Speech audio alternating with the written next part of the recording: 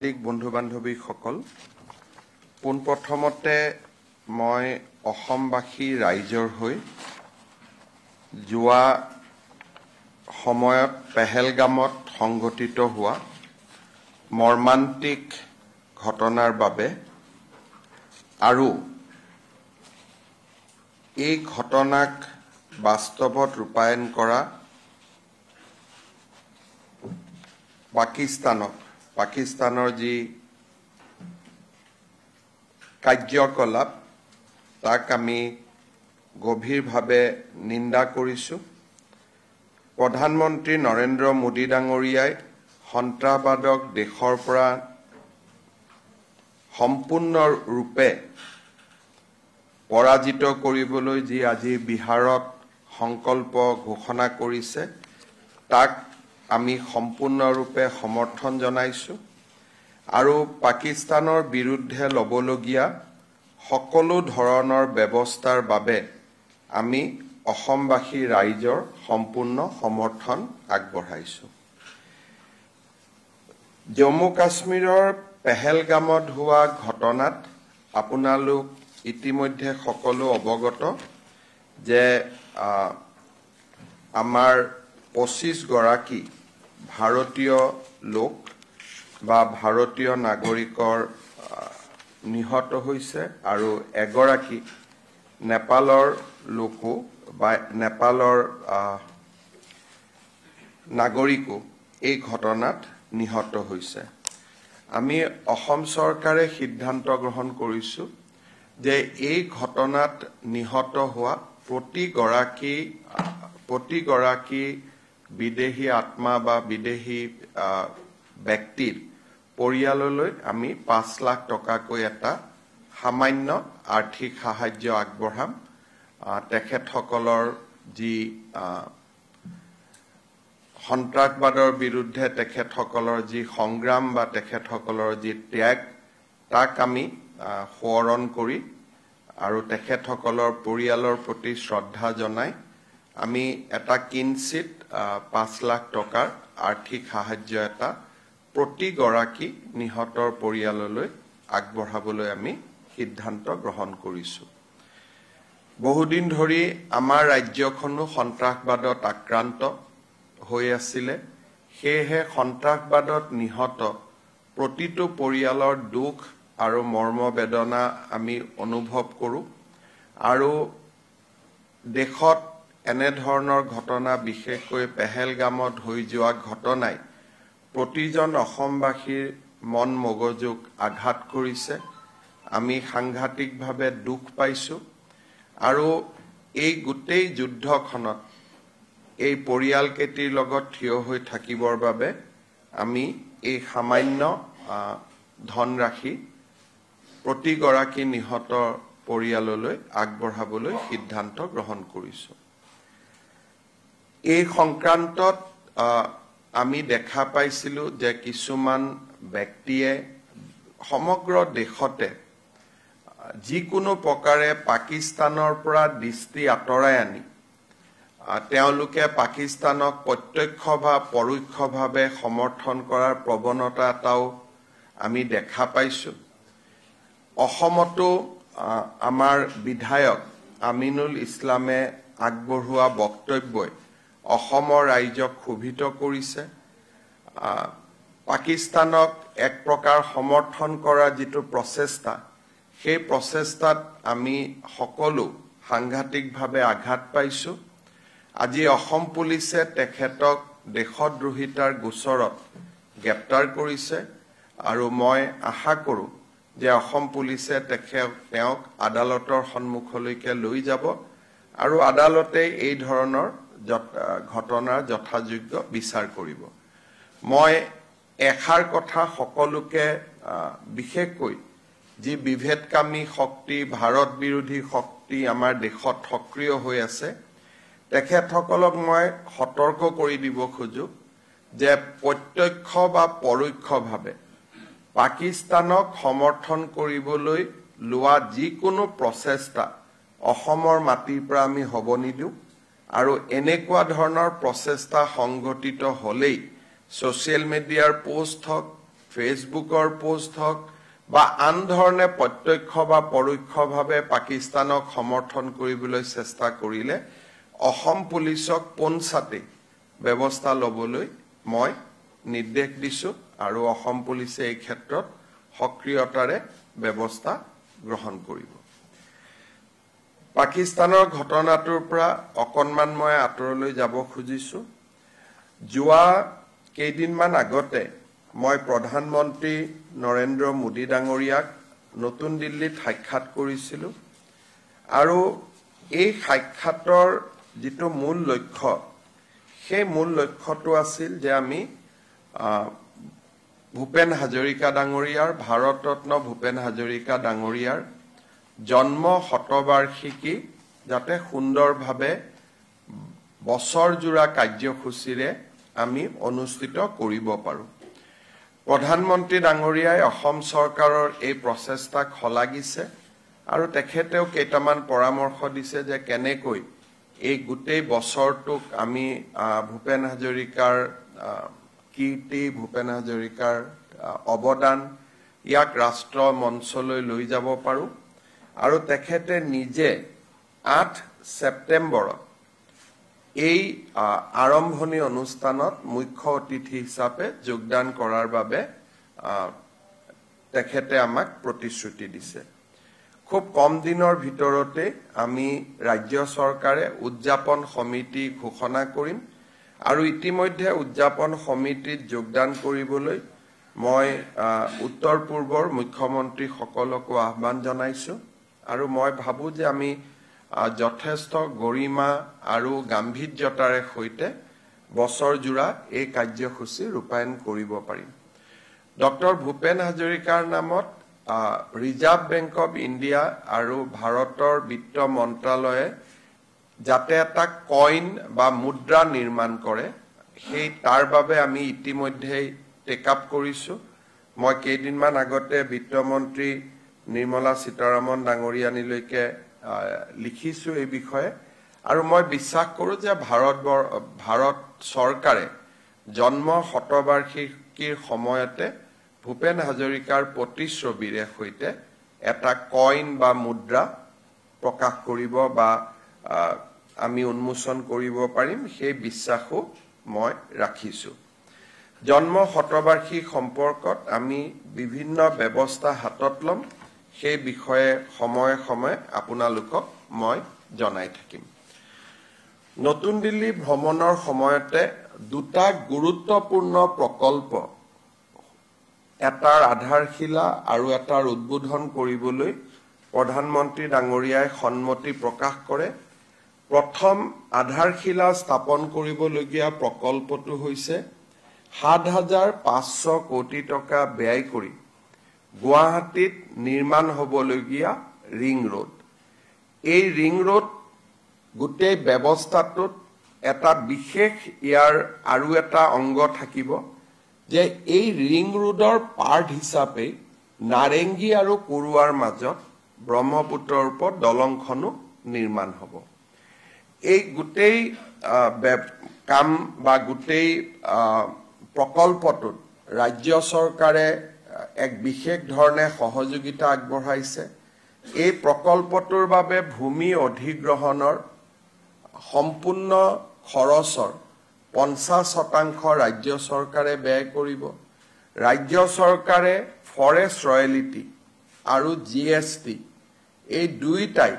আমি নিৰ্মাণকাৰী সংস্থাক উভতাই দিবলৈ সিদ্ধান্ত গ্ৰহণ কৰিছো অৰ্থাৎ এই প্ৰকল্পটোত ৰাজ্য চৰকাৰৰ আনুমানিক কন্ট্ৰিবিউশন 1000 কোটি টকাতকৈ বেছি হ'ব ভাৰত চৰকাৰেও এই প্ৰকল্পটোত ভাইবিলিটি গ্যাপ হিচাপে প্ৰায় 3000 কোটি টকা ব্যয় কৰিব আৰু এই গোটেই প্ৰকল্পটো 7500 কোটি টকাৰ ব্যয়েৰে এই প্ৰকল্পটো নিৰ্মাণ হ'ব 8 ছেপ্টেম্বৰ তাৰিখে প্ৰধানমন্ত্ৰী ডাঙৰীয়াই নুমলীগড় ৰিফাইনেৰীয়ে নিৰ্মাণ কৰি থকা যেটো বায়ো ৰিফাইনেৰী আছে সেই বায়ো ৰিফাইনেৰীটোৰো শুভ উদ্বোধন কৰিব আপোনালোকে জানে যে এই বায়ো ৰিফাইনেৰীটো 10,600 কোটি টকাৰে নিৰ্মাণ হৈছে ৰিফাইনেৰী এটো মই ফাৰ্টিলাইজাৰ কৈছো এই বায়ো ৰিফাইনেৰীটো 2019 চনত প্ৰধানমন্ত্ৰী ডাঙৰীয়াই নিজ হাতেৰে আধাৰশিলা কৰিছিলে আৰু এই বায়ো ৰিফাইনেৰীটোৰ জৰিয়তে বাহৰ ব্যৱহাৰেৰে ইথানেলৰ উৎপাদন হ'ব আৰু ভাৰতৰ ভিতৰতে এটো প্ৰথম বায়ো ৰিফাইনেৰী হ'ব এতিয়ালৈকে ভাৰতত ভৱিষ্যতত বায়ো ৰিফাইনেৰী হ'ব কিন্তু এতিয়ালৈকে বায়ো ৰিফাইনেৰী প্ৰস্তুত হৈ উঠা নাই এই বায়ো ৰিফাইনেৰীটো এটা আমাৰ অসমৰ কাৰণে এক যথেষ্ট ডাঙৰ এটা মাইলষ্টন হ'ব 4,200 কোটি টকা ব্যয়েৰে ইয়াৰ নিৰ্মাণ কাৰ্য সম্পূৰ্ণ হৈছে এই বায়ো ৰিফাইনেৰীটোৰো প্ৰধানমন্ত্ৰী ডাঙৰীয়াই শুভ উদ্বোধন কৰিব অৰ্থাৎ 8 সেপ্টেম্বৰত নাৰেংগী কুৰুৱাৰ দলং গুৱাহাটী ৰিং ৰোড বায়ো ৰিফাইনেৰীৰ শুভ উদ্বোধন আৰু ভূপেন হাজৰিকা জন্ম শতবাৰ্ষিকী এই আটাইকেইটা অনুষ্ঠানতে প্ৰধানমন্ত্ৰী মোদী ডাঙৰীয়াই অংশগ্ৰহণ কৰিব আমি আন এটা প্ৰকল্পৰ ক্ষেত্ৰত ভাৰত চৰকাৰৰ লগত খুব ঘনিষ্ঠভাৱে কাম কৰি আছো সেইটো হৈছে নামৰূপৰ ফাৰ্টিলাইজাৰ প্ৰজেক্ট আপোনালোকে জানে যে এই প্ৰজেক্টটোত 10,600 কোটি টকা ব্যয় হ'ব আৰু এই প্ৰজেক্টটো 40% অসম চৰকাৰে ইকুইটি আগবঢ়াব বাকি বৰ্তমানৰ যি BVCL Brahmaputra valley fertilizer corporation limited তেওঁলোকৰ অংশ 11% থাকিব হিন্দুস্তান উৰ্বাৰক আৰু ৰসায়ন লিমিটেড তেওঁলোকৰ 13% থাকিব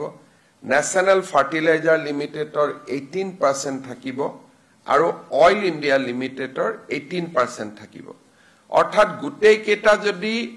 অংশীদাৰী আমি যদি সন্মিলিত কৰো তেতিয়ালে আটাইতকৈ সৰ্ববৃহৎ অংশীদাৰিত্ব অসম চৰকাৰৰ হ'ব 40% আৰু দ্বিতীয় অংশীদাৰিত্ব হ'ব অইল ইণ্ডিয়া লিমিটেড আৰু NFL নেশনাল ফাৰ্টিলাইজাৰ লিমিটেড 18 আৰু হিন্দুস্তান উৰ্বাৰক ৰসায়ন লিমিটেড ভাৰত চৰকাৰৰ এটা সংস্থা PSU তেওঁলোকৰ 13% আৰু বৰ্তমান BVCL ৰ 11% অংশীদাৰিত্ব থাকিব আমি নতুন কোম্পানীটো কেনেকে হ'ব পাৰে তাৰ বিষয়ে ভাৰত চৰকাৰৰ লগত সঘনাই কথা পাতি আছো অসম চৰকাৰৰ লগত আলোচনা কৰি নতুন যিটো প্ৰকল্প হ'ব ভাৰত চৰকাৰে সেই কোম্পানীটোৰ নাম আসাম ফাৰ্টিলাইজাৰ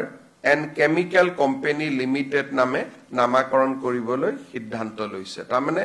যেটো নতুন কোম্পানী হ'ব এই নতুন কোম্পানীটোৰ নাম হ'ব Assam fertilizer and chemical company limited এতিয়া মানুহৰ মনত প্ৰশ্ন হ'ব যে আগৰ BVCL টো কি হ'ব BVCL সমান্তৰালভাৱে চলি থাকিব অৰ্থাৎ পুৰণা যেটো Brahmaputra valley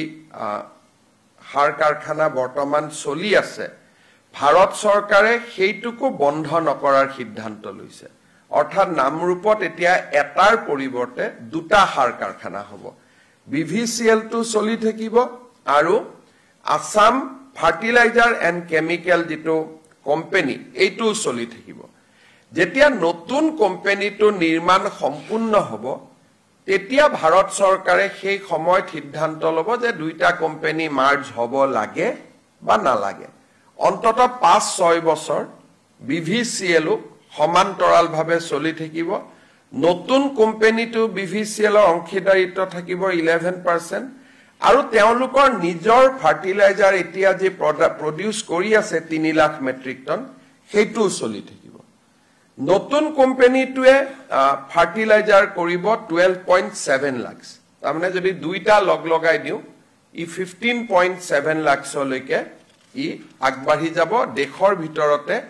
one of the largest fertilizer company ই হবগৈ এই কোম্পানীটোৰ জেভি এগ্ৰিমেণ্ট নতুন কোম্পানী ফৰ্ম কৰা এই গোটেই কামবিলাক বহুত দ্ৰুত গতিত আগবাঢ়ি গৈছে আৰু মই ভাবো যে নতুন কোম্পানীটোৰ কাম কাজৰ টেণ্ডাৰ আদিও সেপ্টেম্বৰত প্ৰকাশ হ'ব আৰু ডিসেম্বৰৰ ভিতৰত এই নতুন সাৰ কাৰখানাটোৰ আমি কাম আৰম্ভ কৰিব পাৰিম সমান্তৰালভাৱে বিভিচিএলও যাতে আৰ্থিক সংকটত নপৰে সময়ে সময়ে ভাৰত চৰকাৰে তাতো পুঁজিৰ যোগান ধৰি থাকিব যাতে পুৰণা কোম্পানীটো বন্ধ হৈ নাযায় নতুন কোম্পানীটো নিৰ্মাণ হয় আৰু 5-6 বছৰ পিছত সিদ্ধান্ত লোৱা হ'ব যে পুৰণা নতুন দুইটা একে হৈ যাব নে দুইটাই সমান্তৰালভাৱে আৰু কিছুদিন চলি থাকিব তাৰ মানে অসমৰ কাৰণে দুটা ভাল খবৰ বিভিচিএলও চলি থাকিব আসাম ফাৰ্টিলাইজাৰ এণ্ড কেমিকেল যেটো নতুন কোম্পানী হেতু চলি থাকিব বৰ্তমান পৰৱৰ্তী সময়ত তাৰ সিদ্ধান্ত হ'ব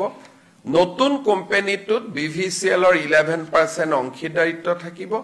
অসম চৰকাৰৰ 40% অংশীদাৰিত্ব থাকিব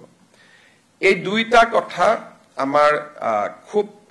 বিশেষকৈ বায়ো ৰিফাইনাৰী নামৰূপৰ সাৰ কাৰখানা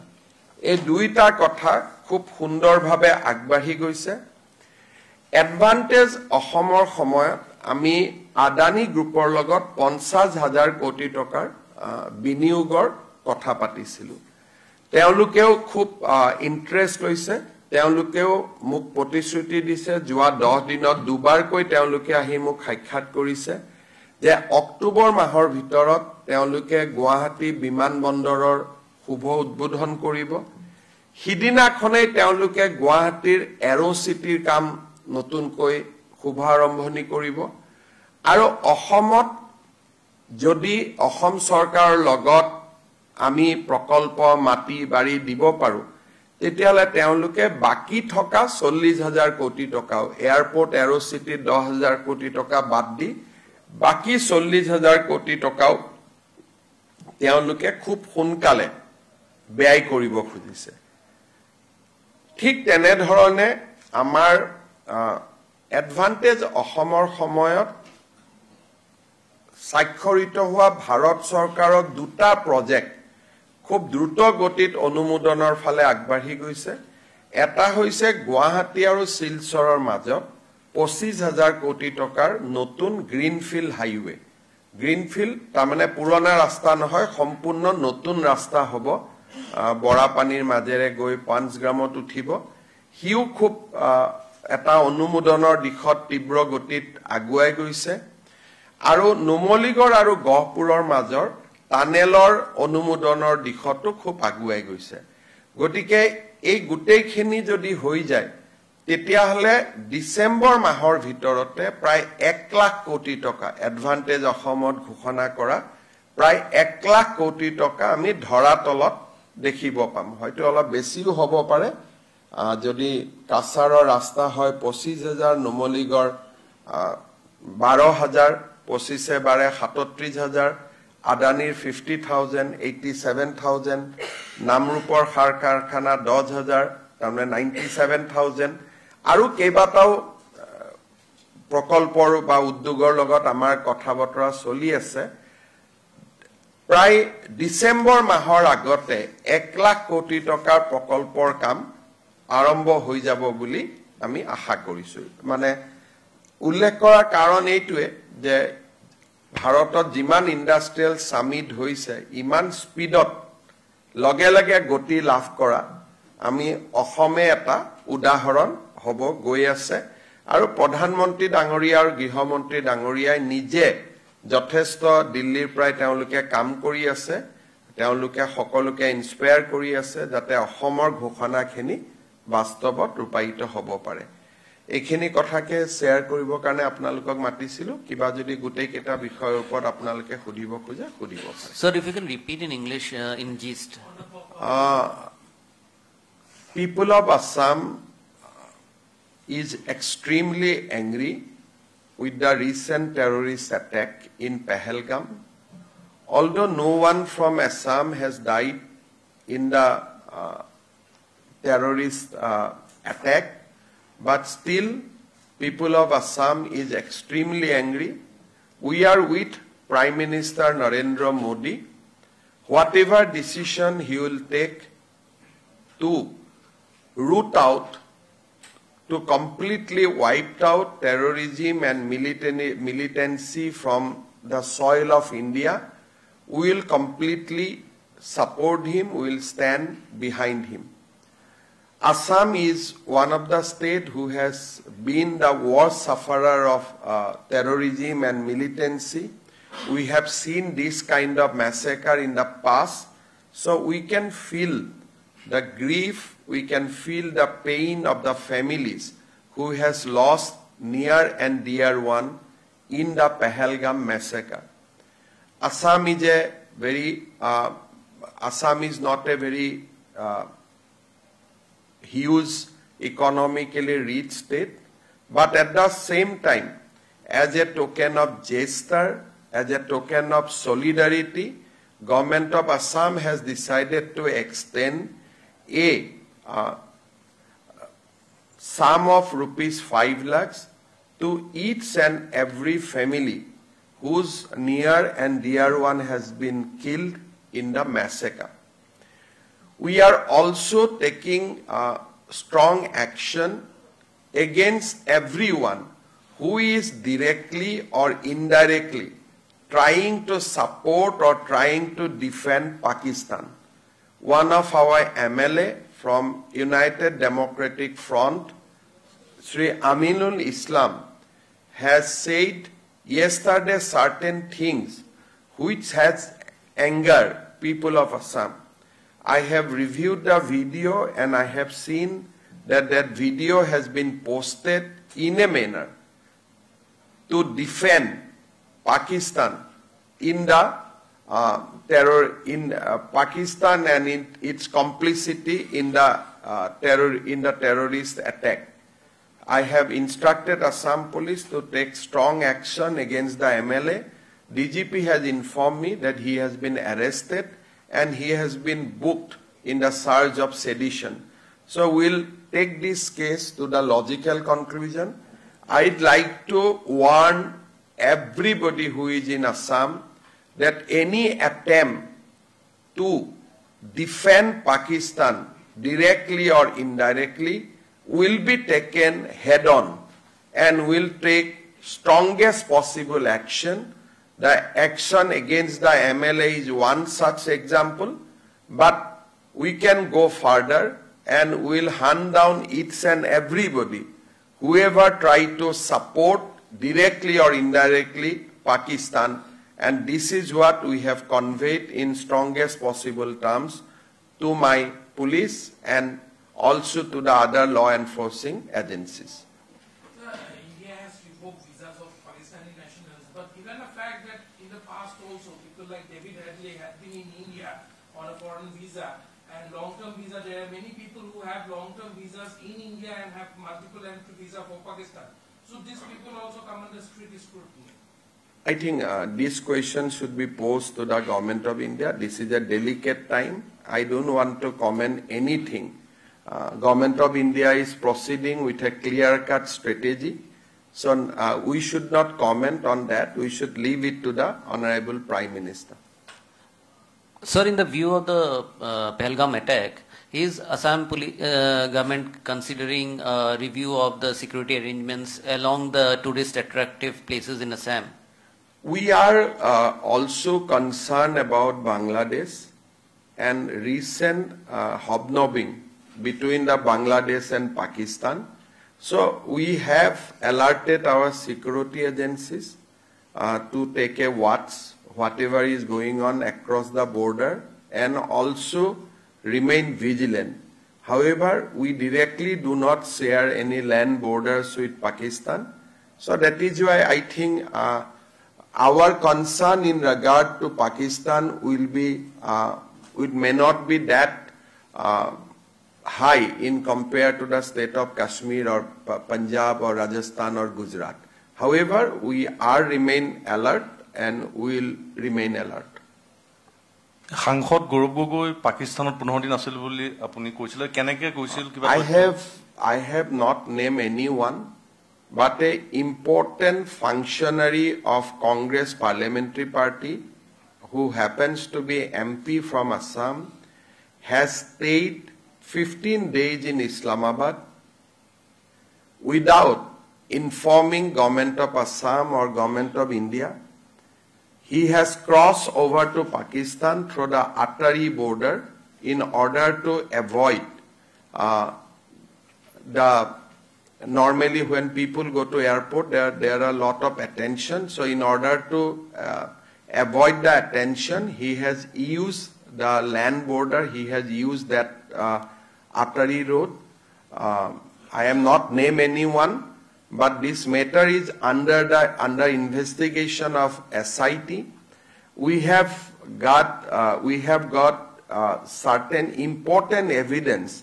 that the wife of MP used to receive salary from Pakistan for good 3 years. She was working in Delhi, but her salary used to came from Pakistan. So these evidences are already with us. We have examined the various staff of that organization. Everybody has confessed, yes, that is true. We have statements. However, in the month of June, July, we are going to discuss this thing with the Honorable MP. Assam Police SIT will meet the MP as well as his family to have his point of view,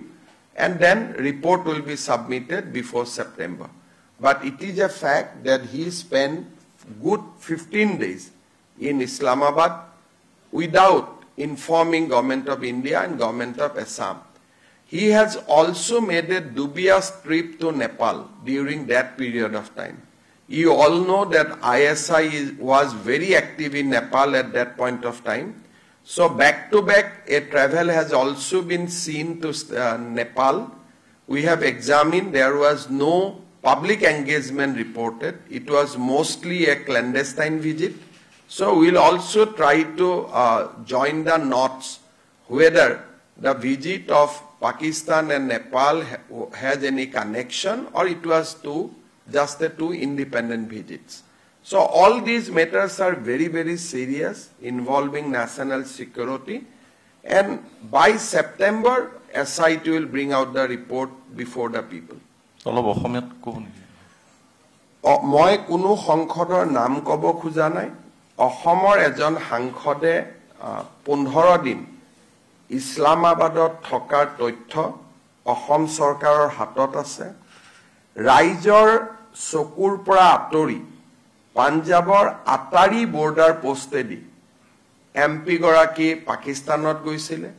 গেটৰ আনপাৰে কোনে তেওঁক receive কৰিবৰ কাৰণে ৰখি আছিল কিহৰ কাৰণে Islamabad is a journey of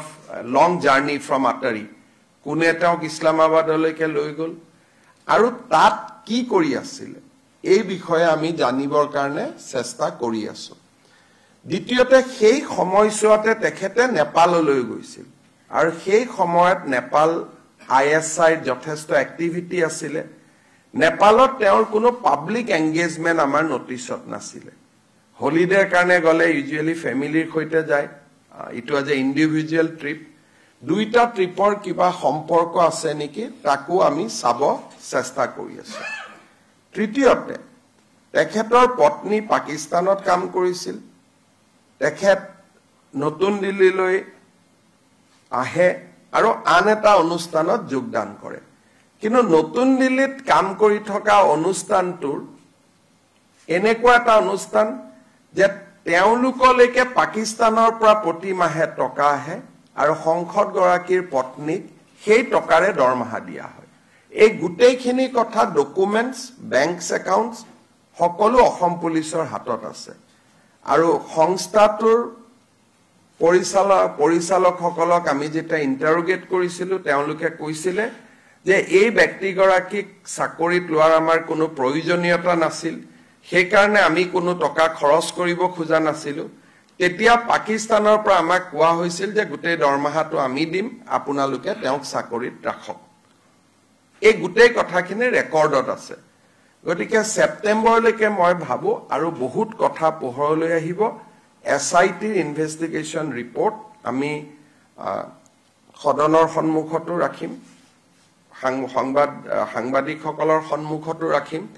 যিমান দূৰলৈকে পাৰো আমি তদন্ত কৰিম, আৰু যিমান দূৰলৈ আমি নোৱাৰো ভাৰত চৰকাৰৰ কোনোবা এটা সংস্থাক ফাৰ্ডাৰ তদন্তৰ আমি দায়িত্ব হয়তো দিবলগীয়া হ'ব পাৰে।